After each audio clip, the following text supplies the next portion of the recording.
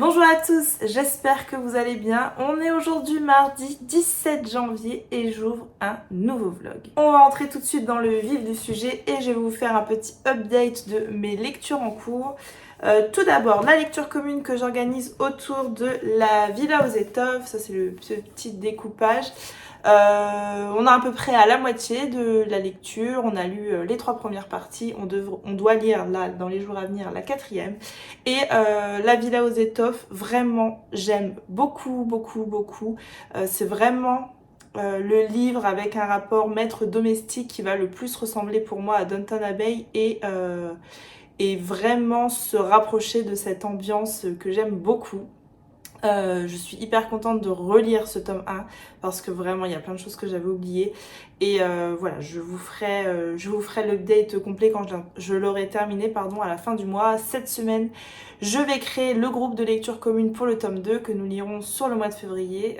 Pareil, je ferai également un découpage dans ce style qui permet de lire à son rythme en fait. Là par exemple il y en a qui l'ont terminé, qui n'ont pas respecter le découpage, mais il n'y a aucun problème évidemment. Mais chacun lit à sa guise. Il y en a par exemple qui ont déjà terminé le tome 1, il y en a qui n'ont même pas terminé la partie 2 et c'est pas grave. Le principal c'est juste qu'on puisse un petit peu en discuter au fur et à mesure. Voilà. Niveau de l'audio, je suis toujours dans la Dacha, mais je devrais pouvoir vous faire l'update cette semaine puisque j'en suis à la page 290 et qu'il en fait 344.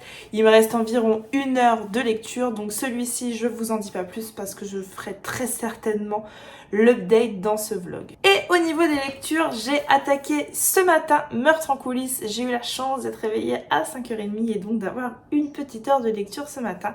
Et donc j'ai attaqué le tome 3 des aventures de Love Dan Rider, ce cozy mystery qui paraît chez HarperCollins et donc qui est de Faith Martin. Je le lis en lecture commune avec Pascal. Ce matin j'ai lu 72 pages, j'ai vraiment pas lu grand chose, mais le peu que j'ai lu, on est sur la même veine que d'habitude et ce tome me paraît aussi bien que les précédents, à suivre. Voilà, pour les lectures en cours, je vais passer aux réceptions. J'en ai fait 2 ce matin. J'en ai mis une là, mais l'autre, je sais pas ce que j'en ai fait.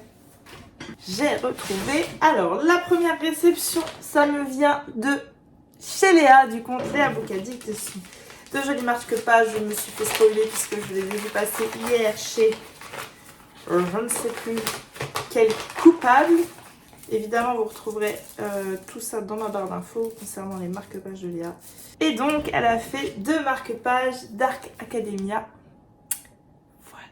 Je les trouve trop chouettes. Merci à ma jacouille préférée. Elle comprendra.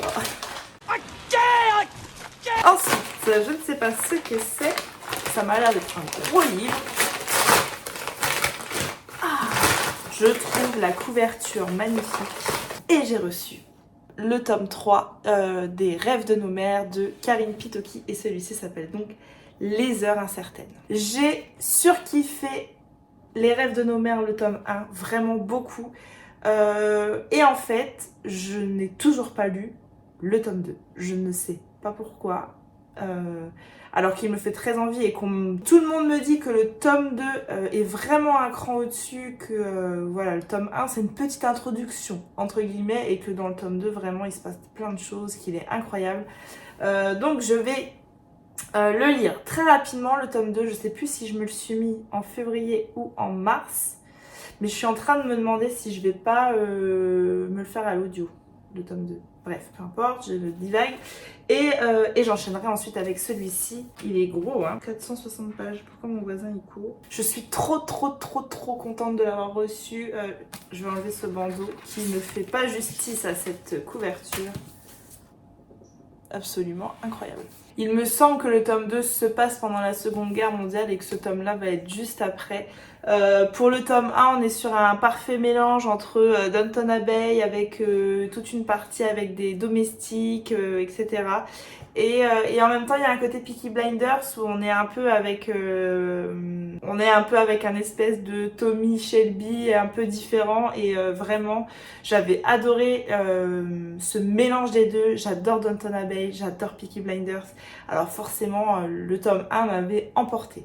Voilà, donc je lis très rapidement le 2 2, très rapidement le 3 pour pouvoir vous en reparler. Le problème en fait c'est que j'ai attaqué La Villa aux étoffes et que j'ai l'intention de lire sur janvier, février, mars, avril, mai La Villa aux étoffes et que j'ai peur de m'emmêler les pinceaux. Il va y avoir également le tome 3 des héritières de Lovenhof qui va arriver et que j'ai peur de m'emmêler les pinceaux avec tout ça. Faut que je me les casse parce qu'ils me font beaucoup trop envie. Un grand merci aux éditions Charleston pour l'envoi de ce roman. Voilà, c'est tout ce que j'avais à vous dire pour aujourd'hui. Je vous reprends plus tard.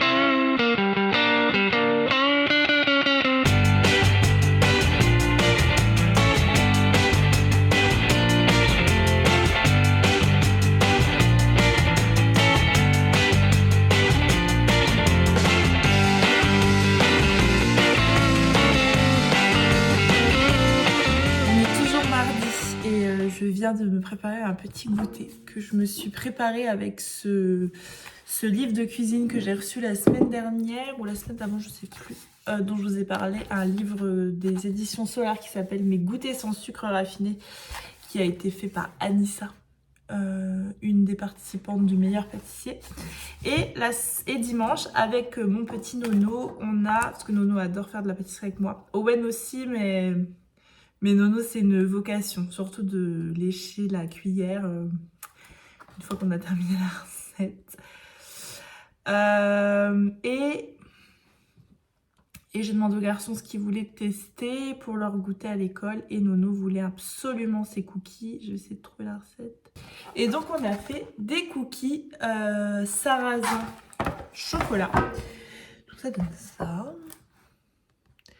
Ils sont peut-être juste un tout petit peu trop cuits parce que la recette disait 14 minutes à 180 degrés, mais mon four envoie un peu du lourd, j'aurais dû les mettre moins longtemps. Donc je vais réessayer cette recette pendant 12 minutes sans sucre raffiné, c'est-à-dire qu'à la place on met du sucre de coco, du miel et franchement le goût il est super bon. Tu sens que les cookies, j'adore ça, mais les cookies souvent je trouve ça hyper sucré et une fois que t'en as mangé un, t'as soif pendant 1 heure. Et là, je trouve que c'est pas le cas et je trouve que c'est hyper bon. Et j'ai pas mal feuilleté le livre de recettes avec les garçons. Et il y a vraiment beaucoup de recettes super cool. Beaucoup avec du sucre de coco, qui est quand même un sucre qu'on trouve partout maintenant. Alors, il y a des autres sucres dans ce livre de recettes un peu moins facilement trouvables. Mais écoutez, j'en ai commandé un sur Internet et j'ai également commandé des moules. Cette semaine, j'aimerais bien essayer soit les petits écoliers version maison ou les petites barquettes de Lula. Donc voilà, j'aime beaucoup ce livre-là. Et puis, bon, j'ai testé qu'une recette pour le moment, mais franchement, j'aime beaucoup ces petits cookies, je les trouve super bons et j'aime beaucoup le goût. Je trouve que voilà, c'est avec de la farine de sarrasin et je trouve que c'est ni trop sucré, ni pas assez. C'est pas le truc hyper diète, qui a aucun goût. C'est vraiment super bon. Et Nono, il les adore à 100%. Donc voilà, je referai une autre petite recette cette semaine que j'essaierai de vous partager sur Instagram. J'en ai fait une la semaine dernière de recettes que je vous ai partagées sur Instagram et vous avez été hyper enthousiastes. Donc voilà, je vais renouveler l'expérience cette semaine, je pense, avec ce livre-là. Si je reçois mes moules en temps et en heure pour faire soit mes petits écoliers, soit mes petits beurres, soit mes barquettes. On verra bien. Cette fois-ci, je vous reprends un autre jour. Non, fais pas ça avec ta peinture. Alors, on est quel jour, Owen? Arrête, mercredi. Nono, t'embêter ton frère. On est mercredi. Et qu'est-ce que t'as décidé de faire aujourd'hui? Des tours pour vendre. Ah d'accord, donc tu fais des tours et tu vas les vendre à tes mamies, tout ça. Je vais vendre à Nono, à ton frère, à ton propre frère, tu vas vendre une tour. À Nono, à toi, à papa, à mamie et à tata, parce qu'après, sinon, j'en ai pas assez. D'accord, et combien tu nous vends tes tours? 3. 9 € la tour? En carton? Ça dépend Tu sais que 3 € c'est déjà pas mal, hein? 3 € les tous. Ok. Bon, et moi je fais un petit peu de Posca. Ça fait longtemps que j'ai pas fait de Posca. Je vais faire un peu de dessin au feeling. T'as fini ta tour? Est-ce que je suis en train de coller des morceaux de papier toilette avec des boîtes d'œufs à 9 h du matin? Tout à fait, parce que j'ai peur d'oublier dans la journée. Que si j'oublie, ça va être un big drama, quoi. Voilà, des petits chatons. Je vous reprends, on est jeudi et il fait tout sombre, tout moche dehors. Je suis navrée pour la luminosité qui doit pas être fort agréable. J'ai terminé mardi soir, parce que je l'ai eu du coup sur la journée, Meurtre en coulisses de Faith Martin. C'est donc un Cozy Mystery, c'est le tome 3, celui-ci de la saga. Et dans ce Cozy Mystery là, on va suivre deux personnages. On va suivre Trudy Loveday, qui est une stagiaire de la police municipale, qui est une femme, on est dans les années 60, et qui est une femme dans un milieu d'hommes et qui est en plus en bas de l'échelle. Donc voilà, elle est souvent critiquée, pas soutenue par ses collègues hommes, c'est la seule femme, etc. Et elle forme un duo atypique avec le coroner, Clément Ryder, qui est un ancien médecin chirurgien et qui s'est un petit peu reconverti en coroner. Et en fait, quand il est appelé sur des enquêtes, il demande souvent l'aide de Trudy Loveday. Voilà, en gros, pour vous faire un peu le pitch de ce duo atypique. Pour ce qui est de l'enquête dans celui-ci, on est à l'élection de Miss Miel. C'est la première fois qu'il va y avoir cette élection à Oxford qui permettra à la fameuse Miss Miel qui sera élue de se présenter à Miss Oxford, etc. Sauf que une des candidates est retrouvée morte. Elle est retrouvée morte parce que elle aurait été empoisonnée au jus de if. Les premières conclusions appellent à un suicide, mais une amie je ne sais plus comment elle s'appelle, qui a l'update de qualité, Abby, voilà, j'ai retrouvé.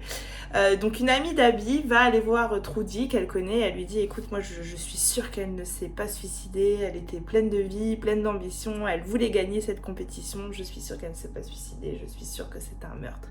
Et l'enquête va commencer. Et dans ce tome-là, Trudy va se retrouver infiltrée dans ce concours de Miss et devenir une candidate pour être au plus proche des Miss et comprendre ce qui se passe. Et le coroner, lui, va devenir un membre du jury. Et donc voilà, l'enquête commence. Il y a plein de pièges, plein de coups bas. Petit à petit, certains coups bas vont prendre un petit peu plus d'ampleur. Et là, on n'aura plus aucun doute sur le fait que Abby a bien été assassinée. Voilà, j'ai bien aimé l'enquête. J'ai suspecté un peu tout le monde, comme souvent dans un Cozy Mystery, et j'étais loin du compte pour la fin. Je sais pas si c'est la meilleure fin que j'ai jamais lue dans un Cozy Mystery, mais écoutez, je l'ai pas vu arriver. Donc on va dire que c'est un bon point. Je trouve que c'est un très bon Cozy Mystery puisqu'il remplit tous les codes en fait du Cozy Mystery, à part peut-être que y a un uniforme au niveau du duo d'enquêteurs. Mais sinon voilà, c'est un humour un peu grinçant, il y a des clichés qui font sourire et puis ce duo moi j'aime beaucoup Trudy, cette femme qui essaye de faire sa place tant bien que mal en 1960 dans un milieu hyper patriarcal, hyper machiste, et puis ce coroner auquel on s'attache en fait puisqu'on sait qu'il a des soucis de santé, qui tente tant bien que mal de camoufler et ouais, j'aime beaucoup ce duo, j'aime beaucoup ce Cozy Mystery. Je l'ai lu en lecture commune avec Pascal qui doit juste l'attaquer aujourd'hui. J'ai pris beaucoup d'avance et je l'ai lu très vite, donc voilà, je ne peux pas vous dire ce qu'elle en a pensé. Mais moi je valide et vivement le tome 4. Là je vais attaquer les 12 travaux mythiquement merveilleux de Pernil de Coralie Collier, qui est donc paru aux éditions Sud-Ouest. C'est un livre de développement personnel, il est assez gros. Il a l'air hyper sympa à lire. Donc il fait presque 500 pages. Donc voilà, je l'attaque en lecture commune. On est un petit groupe, on doit être 5-6 je dirais. Et voilà, je vous en reparle dès que j'en sais un peu plus. Je trouve la couverture hyper pétillante, hyper canon.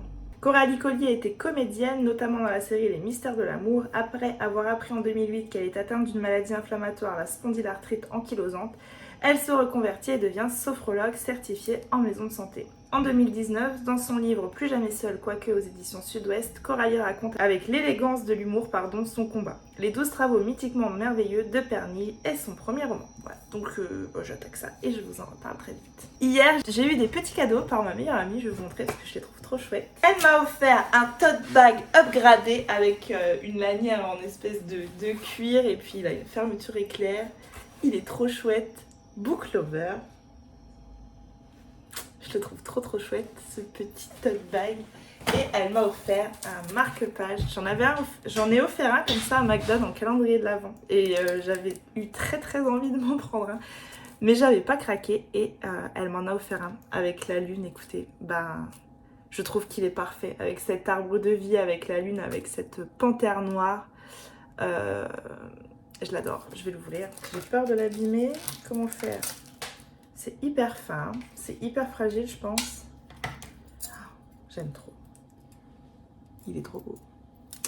Donc voilà, ce sera mon nouveau marque-page pour les 12 travaux. Voilà pour ce que j'avais à vous dire pour aujourd'hui. Je vous reprends plus tard. Je vous reprends, on est toujours jeudi. Il est midi.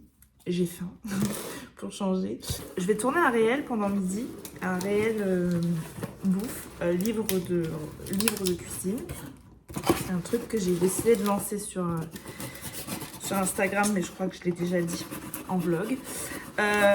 Et je viens de recevoir un petit colis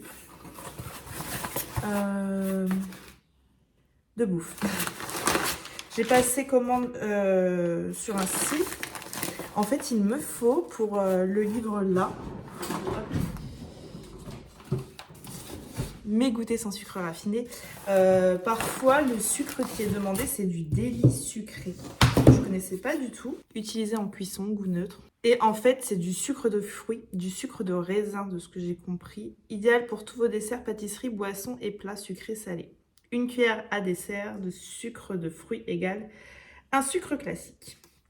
Donc voilà, j'ai commandé ça pour faire mes recettes, je les ai reçues. Après, j'ai reçu d'autres bricoles, des graines de chia et ça doit être de la purée d'amande. Donc voilà, je vais cuisiner ça. Je sais pas aujourd'hui si je cuisine sur mon réel une recette de ce livre-là ou une recette, à l'autre vous êtes posé dessus. Attendez, j'inverse. Ou de celui-là, conservé, cuisiné. En fait, celui-ci, je l'ai reçu il y a quelques temps déjà. En fait, c'est pour, vous savez, cuisiner, mettre en bocaux, stériliser les bocaux pour pouvoir les conserver. Il y a tellement de recettes trop bien là-dedans que j'ai envie de tester tout le bouquin. J'ai encore rien testé. Il y a une recette de bolognaise, il y a des recettes de terrine, etc. Et tout ça, je vais essayer. Je vais me lancer dans les bocaux. J'en fais déjà, en fait. Je fais déjà... mes sauces tomates, etc. Mes confitures. Mais là, j'ai vraiment envie d'essayer un peu plus de choses et il y a plein de recettes là-dedans. Et notamment un dessert. Perles du Japon façon riz au lait. Je suis allée hier me chercher les perles du Japon. Donc voilà, je vais tester cette recette tout à l'heure. Je vais en cuisiner une pour aujourd'hui. Un dessert pour aujourd'hui. Et je vais en mettre un en bocal que je vais essayer de stériliser. Et celui-ci, délai minimal avant consommation. Il faut attendre 48 heures pour de nouveau pouvoir manger ce qu'il y a dans le pot. Donc voilà, je me dis je vais en tester un là et l'autre bocal que je vais faire, j'essaierai de le manger dans un mois pour voir un petit peu ce que ça donne. Voilà, c'est tout ce que j'ai à vous dire pour le moment, je vous reprends plus tard. Hello, j'espère que vous allez bien. On est samedi, vous allez entendre mes enfants crier puisqu'ils sont en train de faire un jeu de société et qu'ils ne savent pas faire ça sans crier. C'est le retour de Armand Altaï, vous m'excuserez, j'ai les lèvres toutes gercées. Qu'est-ce que je peux vous dire? Au niveau de mes lectures, je suis dans les 12 travaux de Perny. J'ai lu à peu près la moitié, j'aime bien, j'avance. J'ai terminé la Datcha sur Audible. Je vous ferai le date, je vous reprendrai soit demain, soit lundi. Et j'ai attaqué un nouveau livre sur Audible, je vous montrerai à ce moment-là. Enfin non, pas sur Audible, sur Lydie cette fois-ci. C'était Noël hier dans la boîte aux lettres, c'était un truc de... Donc je vais ouvrir avec vous. Alors, la première chose, ça me vient du Cherche Midi. Je sais ce que c'est. Je l'attendais avec grande impatience, comme à chaque tome. Et il s'agit de Meurtre et Cheesecake aux cerises de Joanne Flug. Donc, le tome... oh, il est un petit peu abîmé en bas. C'est pas grave. Le tome suivant des Aventures de Nat Swanson, il est court, celui-ci. Il y a un tome, en fait, dans celui-ci. Donc, il fait, voilà, 400 pages. Et on a le prochain en mai. Meurtre et tarte au citron vert. Voilà, j'ai trop hâte de retrouver Anna. Je sais plus quand j'ai programmé. Du coup, j'ai dû le mettre en février ou en mars. Je sais plus. Mars, je crois. Mais j'ai trop hâte de le lire. Un grand merci Benoît pour l'envoi de ce roman. Ensuite, c'est un graphique.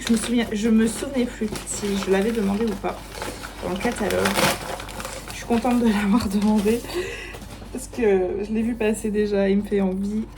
Un petit graphique et c'est Ne jamais couler de Marie de Broer et Lucie Macaroni. Chez le Duc, la grossophobie définit l'ensemble des discriminations que vivent les personnes grosses dans notre société. Elle est constante dans nos vies, de l'enfance à l'âge adulte. C'est une discrimination silencieuse, ignorée, légitimée. Alors voilà, la grossophobie, elle est partout, tout le temps, et tout le monde s'en fout. Avec une approche ludique et un humour décapant, Marie de Brouwer nous raconte son histoire et son combat contre l'injustice qu'elle vit au quotidien, portée par les illustrations pétillantes de Lucie Macaroni. Ça a l'air super chouette. J'ai rarement été déçue par un graphique de chez le Duc, donc il n'y a pas de raison. Ensuite, je ne savais pas non plus si j'avais demandé celui-là et je l'ai demandé aussi. Ensuite, un autre graphique, toujours chez le Duc, et j'ai reçu Porte-Bonheur de Takmela. L'adaptation du webtoon en bande dessinée, ça déprime à priori et ne lui laisse aucun répit. Comment affronter son anxiété et améliorer sa santé mentale? Plus de motivation, d'envie ou de quoi que ce soit d'autre, Clément est officiellement déprimé, il déteste son quotidien et l'avenir lui fait peur. Il n'a plus goût à rien, encore moins à s'occuper de ce petit fantôme qui se dit être l'incarnation de ses angoisses, mais tant pis, il va devoir faire avec et supporter ce dénommé angst au sarcasme insupportable. Et si finalement cette rencontre était le début d'une formidable aventure pour Clément à la découverte de son vrai bonheur. Un peu plus épaisse, celle-ci elle fait 206 pages. Je vous montre une planche. Celle d'avant elle est plus courte. Elle fait 100 pages, une centaine de pages. Hyper contente d'avoir reçu ces deux graphiques. Je vous en reparle très très vite des deux. Un grand merci à Le Duc pour l'envoi. Et pour terminer, une grosse enveloppe. Ça me vient de la maison d'édition qui s'appelle Le Lotus et le Petit Éléphant. Et ce sont des livres encore développement personnel, mais plutôt pour les enfants. J'ai donc reçu celui-ci. Un jour, j'ai eu une idée. 1,7 million de lecteurs conquis. Écrit par Kobi Yamada, illustré par Mae Bessom. Voici l'histoire d'une idée brillante et d'un enfant qui lui permet de prendre vie. L'idée grandit au fur et à mesure que l'enfant prend confiance et un jour il se produit quelque chose d'incroyable. Cette histoire s'adresse à tous ceux grands ou petits qui un jour ont eu une idée en apparence trop ambitieuse, trop originale ou trop complexe. Cette histoire les invite à accueillir cette idée, à lui laisser de l'espace et à attendre qu'elle porte ses fruits parce que cette idée ne va pas s'en aller. Au contraire, elle va ouvrir un chemin. Et toi, que vas-tu faire avec ton idée? Surtout s'il s'agit d'une idée différente, audacieuse ou peut-être juste un peu folle. Vas-tu la cacher, t'en détourner, faire comme si tu ne l'avais jamais eue? Alors, que va devenir ton idée? Tout dépend de toi. C'est des dessins très très doux. Et je suis sûre que ça va être très chouette. On va lire ça rapidement avec les garçons. Donc un jour, j'ai eu de la chance. Un jour, j'ai eu une idée. Et un jour, j'ai eu un problème. Et ça finit toujours pareil en fait. Alors que va devenir ton idée? Tout dépend de toi. Alors que vas-tu faire de cette chance? Tout dépend de toi. Et alors que vas-tu faire de ton problème? Tout dépend de toi. Voilà. C'est très développement personnel, mais pour enfants. Et voilà, on va lire ça avec les garçons et je vous en reparle très vite. Un grand merci, Le Lotus et le Petit Éléphant, pour l'envoi de ces 3 romans jeunesse. Voilà, c'est tout ce que j'avais à vous dire pour ce matin. Je vous reprendrai demain pour vous faire un update lecture. Demain, si tout va bien, sinon ça sera très certainement lundi.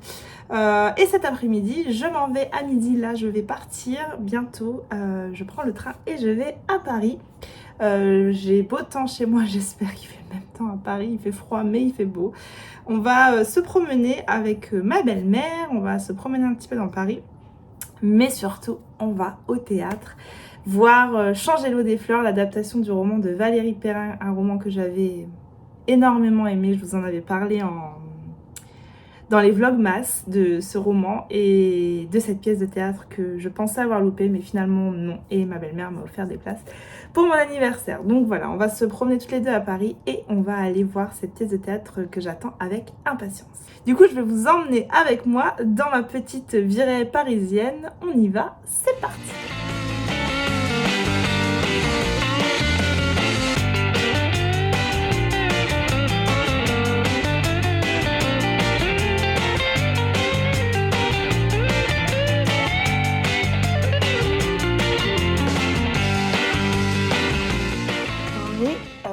Lundi, et avant de vous refaire un petit update lecture, je vous reprends juste pour vous parler un petit peu cuisine.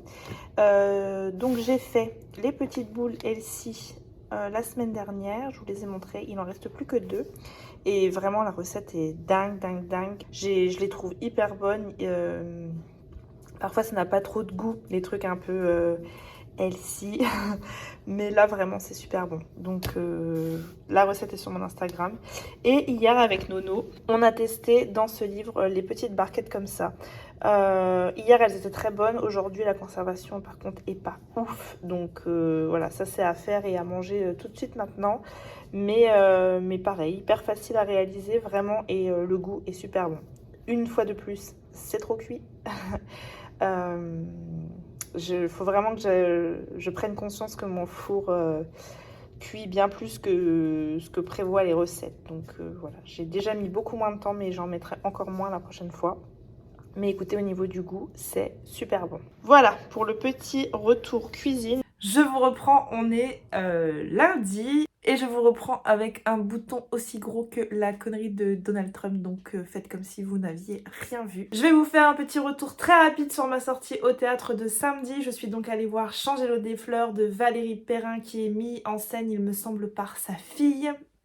Eh bien écoutez, j'ai passé un super moment. Je savais pas trop ce qu'allait donner cette pièce de théâtre avec l'adaptation d'un livre qui est quand même un sacré pavé avec quand même beaucoup de personnages dans le livre. Et c'est hyper réussi en fait. Pour ceux qui connaissent un petit peu l'histoire, il n'y a que 3 personnages en fait qui interviennent sur scène. Il y a donc Violette Toussaint, évidemment cette gardienne de cimetière qui a eu une vie assez compliquée. Et puis il y a cet homme dont la mère vient de mourir et qui demande dans ses dernières volontés qu'on dépose ses cendres sur la tombe d'un homme dont le fils n'a jamais entendu parler. Et puis, il y a le mari de Violette Toussaint qui a disparu il y a maintenant quelques années, mais comme on fait des retours en arrière, etc., voilà, il intervient, le mari de Violette Toussaint. Et c'est un livre qui est assez dramatique parce que déjà ça se passe dans un cimetière et comme le dit si bien Valérie Perrin dans son livre, tout ce qui touche à la mort, ça fait peur. Et vraiment, il est super bien mis en scène. La comédienne qui interprète Violette Toussaint est incroyable, vraiment. Elle m'a transmis beaucoup d'émotions. J'ai réussi à me retenir de pleurer parce qu'en fait j'étais au premier rang et je me dis mais j'ai toujours très peur d'être ridicule, donc voilà, je me suis retenue. Mais vraiment, c'était une super mise en scène. L'actrice est incroyable. Si vous avez l'occasion d'aller voir Changer l'eau des fleurs de Valérie Perrin au théâtre Le Pic, franchement, foncez. Sinon, niveau lecture, j'ai terminé Les 12 travaux mythiquement merveilleux de Pernille, mais comme j'ai beaucoup de choses à vous dire là tout de suite maintenant, celui-ci je vous en parlerai dans un prochain vlog.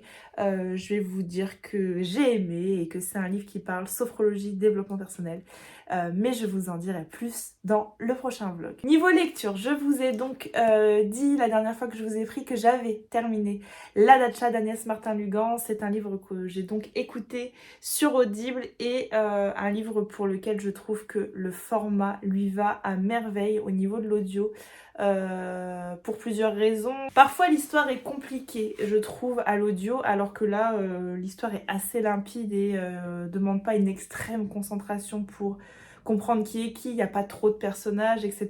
Donc un livre audio il y a 20 000 personnages c'est compliqué. Là je trouve pas. Je trouve que le format s'y prête parfaitement. Et surtout, on a un personnage qui est russe, en fait, dans ce roman-là. Et quand les mots sont prononcés en russe, moi, je les aurais pas du tout prononcés de la bonne manière, je pense. Et voilà, ça apporte une dimension supplémentaire d'avoir l'intonation et l'accent russe au moment où sont prononcés les mots, en fait. La Datcha, c'est l'histoire d'Hermine. Hermine, c'est une jeune femme de 21 ans qui est complètement paumée, qui a une vie très compliquée, qui a été abandonnée, enfant, qui a passé sa vie dans des foyers, qui a passé son enfance vraiment seule et qui s'est beaucoup renfermée. Hermine, elle a 21 ans et elle s'en sort pas, elle n'a pas de travail, elle n'a pas de toit sur la tête. Elle a parfois dû utiliser son corps pour pouvoir manger, etc. Et un jour, Hermine, elle rentre dans un bar, elle cherche de nouveau un travail et elle sait même plus où aller, quoi faire. Et elle va croiser le chemin de Jo. Et Jo lui demande si elle veut travailler pour lui. Et Et ça paraît presque trop beau pour être vrai parce qu'en fait, Jo tient un hôtel et lui dit qu'elle sera logée, nourrie, blanchie et qu'il a besoin d'une femme de chambre pour son hôtel. Ça pourrait être un vieux pervers, etc. Ça pourrait être n'importe qui, mais elle décide de suivre Jo, de monter dans sa voiture et elle part en route vers la Dacha, l'hôtel de Jo. Et dans cet hôtel, elle va y rencontrer Masha, la femme de Jo, la fameuse russe. Et elle est accueillie en fait par ce couple. On fait ensuite un bond dans le présent, entre guillemets, et on se retrouve 20 ans plus tard. Hermine a 41 ans. Tout va bien aujourd'hui dans la vie d'Hermine. Elle travaille toujours à la Dacha. Elle est très heureuse, épanouie, elle a 2 enfants. Elle a un ex-mari, mais elle s'entend très bien avec lui. Elle loge à quelques mètres de la Dacha, au Moulin. Tout va bien dans la vie d'Hermine, sauf que Jo vient de mourir. Et la mort de Jo vient remettre énormément de choses en question, sa place à la Dacha, tout ce qu'elle a construit. Tout vient un petit peu voler en éclats dans la vie d'Hermine. Voilà, c'est tout ce que je vais vous dire à propos de cette histoire. Le reste, je vais vous laisser le découvrir par vous-même parce que vraiment, je vous conseille de pousser les portes de cet hôtel qui est la Dacha et de rencontrer Jo et Masha, ce couple incroyable qui ont fait de cet hôtel un endroit cocon, un endroit où tout le monde est bien, un endroit où les clients sont récurrents parce qu'en fait les clients s'y sentent bien, c'est un endroit où on fait la fête, c'est un endroit où il y a de la musique et c'est un endroit où il y a une chouette bibliothèque. C'est vraiment un endroit... Je visualise vraiment très bien la Dacha dans le sud de la France. Un hôtel dont on pousserait la porte et où on se sentirait comme chez soi. Et je trouve qu'Agnès Martin-Lugan parvient parfaitement à nous décrire cette atmosphère, cette ambiance. Et puis évidemment, avec la plume d'Agnès Martin-Lugan, on va comme toujours parler de résilience et d'aller de l'avant. Et une fois de plus, je trouve qu'elle le fait parfaitement bien. Il y a une fin, la fin entre guillemets, tu peux la voir arriver, mais je crois que c'est pas ça l'important dans ce roman-là. Je crois que l'important c'est ce que traversent les personnages et la manière dont ils le traversent. Je crois que je crois qu'Hermine, elle a connu une vie difficile et que maintenant elle est heureuse et que de nouveau elle a l'impression qu'elle va retomber dans une vie qui n'a ni queue ni tête. Et voilà, j'avais envie d'avancer avec Hermine, j'avais envie de lui dire d'espérer, de continuer d'y croire en fait à tout ce qu'elle a construit depuis toujours et que la Dacha, ce personnage principal, ne la laissera pas tomber. Et qu'il faut qu'elle continue à y croire et à avancer. Je suis en train d'enregistrer, donc ça serait bien que tu dises pas n'importe quoi. Tu kiffes? Oui, ton outfit. Je kiffe, oui. Tu veux que je te filme? Non. Donc voilà, j'ai toujours pas tout lu d'Agnès Martin-Lugan, mais celui-ci, je l'ai trouvé très touchant, très émouvant, très humain. Et ouais, j'ai encore passé un excellent moment avec un roman de cette autrice. Il me restera 2 à lire. Il me restera Nos Résiliences, qui est celui qui était sorti juste avant la Dacha, il me semble, si je dis pas de bêtises. Et puis Nos Résiliences, je l'ai dans ma palle. Et il me restera à lire... je crois que c'est avec une musique dans la tête, j'ai plus le titre exact en tête, sinon j'aurais tout lu d'Agnès Martin-Lugan. Elle a sorti 10 romans, donc voilà, celui-ci vraiment j'ai beaucoup aimé et je vous conseille vraiment très fort d'aller pousser les portes de la Dacha, de rentrer dans cet hôtel incroyable et d'observer les gens et d'observer tous les habitants de cet hôtel et tout ce qu'ils ont à vous raconter. À l'audio, du coup, j'ai attaqué Éteignez tout et la vie s'allume de Marc Lévy, c'est le dernier, qui est donc paru aux éditions Robert Laffont. Ça va aller très vite à l'audio puisqu'il fait 212 pages, mais que c'est écrit... Alors, vous voyez, c'est écrit extrêmement gros. Je pense que c'est un roman, si je l'avais lu, j'aurais passé grand max 2 heures dessus. Donc voilà, l'audio, je crois qu'il y en a à peu près pour 3 heures. J'ai déjà écouté 2 heures, donc je sais pas trop quoi en penser pour le moment. J'attends de voir où il nous emmène, Marc Lévy. Hier, pour le graphique du dimanche, j'ai lu Ne jamais couler de Marie de Brouwer et de Lucie Macaroni. Marie de Brouwer, c'est l'autrice de cette bande dessinée, c'est le personnage principal. En fait, Marie de Brouwer nous raconte son histoire et Lucie Macaroni, c'est l'illustratrice qui va mettre du peps et beaucoup de couleurs dans ce graphique. J'ai beaucoup aimé L'illustration, j'ai beaucoup aimé les couleurs utilisées, j'ai beaucoup aimé le dessin, vraiment très pétillant, très chouette au niveau des illustrations. Et au niveau de l'histoire, je vous dis donc, c'est l'histoire de l'autrice elle-même, Marie de Brouwer, qui est grosse en fait, depuis presque toujours. Et elle va nous raconter son histoire, elle va nous raconter son combat contre la discrimination, contre la grossophobie. Et j'ai trouvé que c'était hyper réussi. La grossophobie, c'est rentré dans les mœurs en fait. J'ai l'impression qu'il y a un espèce de mouvement qui avait essayé de se mettre en place il y a quelques années avec le body positif, etc. Et du coup, on a l'impression que maintenant être grosse, c'est accepté dans notre société. Je suis pas tout à fait d'accord avec ça. Et je crois que la grossophobie a encore de beaux jours devant elle et que hélas, il faudrait quand même changer un peu cette mentalité. Dans ce graphique-là, Marie de Brouwer, elle nous raconte son parcours, les premières fois où le mot régime est entré dans sa vie et il va rentrer, hélas, très très jeune dans sa vie. Elle va prendre son premier shaker de prot à l'âge de 11 ans et elle va très rapidement manger en cachette, etc. Et nous raconter en fait ce que c'est qu'être gros au quotidien et comme c'est compliqué, on n'a pas conscience en fait à quel point ça peut être compliqué. C'est avoir peur de manger une salade parce qu'on se dit bah tiens la grosse ça lui fera pas de mal, ou avoir peur de manger un kebab et qu'on dise ah bah tiens la grosse t'as vu pourquoi elle est grosse, elle mange un kebab. C'est avoir peur de s'asseoir dans le métro parce que bah, on prend trop de place. Et Marie de Brouwer, elle nous explique que dedans, en fait, elle voudrait que être grosse, ça soit comme être blonde, être brune, être grande, que ça soit pas un adjectif péjoratif. Et je trouve qu'elle a totalement raison.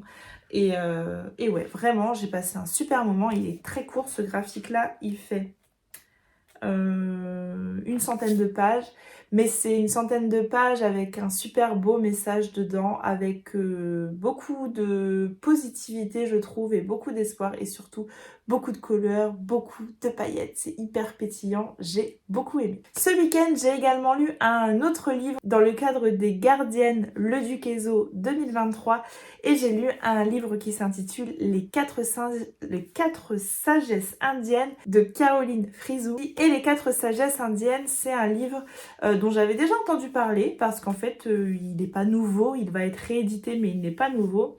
Et c'est un livre qui est venu compléter un autre livre que j'avais lu il y a quelques années, qui est Les quatre accords Toltec, qui est très connu dans le monde du développement personnel et qui avait vraiment résonné en moi à l'époque où je l'avais lu. Et là, Les quatre sagesses indiennes a également eu un impact que je trouve hyper chouette, qui a beaucoup résonné.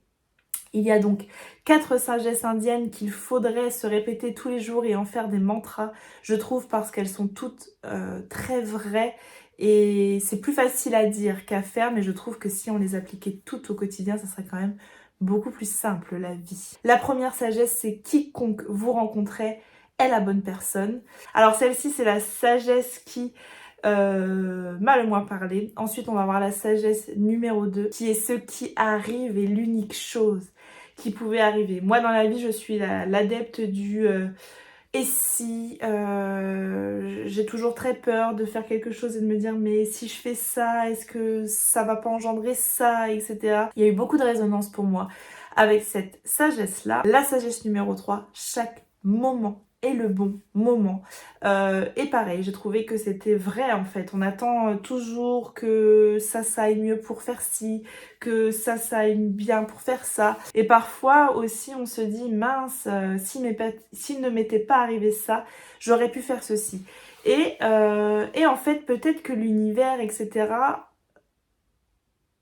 ne te permet pas de faire ce que tu veux faire au moment T, parce qu'en fait le moment T ça sera un petit peu plus tard et que là ça sera le bon moment. Tout ce qui arrive à ce moment-là, c'est le bon moment. Il y a beaucoup d'exemples dans le livre où on a un tel qui veut aller faire ses études en France, et puis en fait à chaque fois il vient se mettre une barrière et ses études en France à chaque fois elles sont reportées, et puis finalement au moment où il parvient enfin à aller faire ses études en France, eh bien, toutes les portes s'ouvrent, toutes les planètes s'alignent et peut-être que s'il était venu faire ses études en France 4 ans plus tôt, bah, ça ne serait pas passé aussi bien. Et voilà, je trouve que Je trouve que cette sagesse est vraiment importante. Et la dernière sagesse, c'est ce qui est terminé est terminé. Et ça, moi, dans la vie, j'ai beaucoup de mal. J'ai beaucoup de mal avec les au revoir, j'ai beaucoup de mal avec les pages qui se tournent. Et j'ai surtout beaucoup de mal à tourner les pages. C'est-à-dire que je suis quand même assez rancunière, etc. Et que parfois, ce qui est terminé m'aidera beaucoup à aller de l'avant. Enfin voilà, ce livre-là, je crois que je sais plus quand il sort exactement, en février ou mars, aux éditions Le Duc. Je vous mets la date ici. Si vous avez aimé les 4 accords Toltec, vraiment celui-ci viendra vous permettra d'aller un petit peu plus loin en fait dans le développement personnel. Il y a parfois quelques longueurs, quelques répétitions, j'ai trouvé, mais vraiment dans l'ensemble, je l'ai trouvé plutôt chouette. Voilà ce que j'avais à vous dire pour aujourd'hui. Dans le prochain vlog, je vous ferai l'update de ce roman-là et également très certainement de La Villa aux étoffes, puisque là, j'en suis ici, donc il me reste plus que ça. Aujourd'hui, je vais attaquer la partie 5, demain, j'attaquerai la partie 6 et je l'aurai donc terminé. Donc voilà ce que vous aurez au programme du prochain vlog. N'oubliez pas de cliquer sur le pouce si jamais vous avez aimé cette vidéo. N'hésitez pas à vous abonner ou à partager votre instant de visionnage sur les réseaux sociaux. Laissez-moi un petit commentaire qu'on papote ensemble sous cette vidéo. Moi, en attendant, je vous reprends plus tard. Je vous fais des bisous. À bientôt. Bye!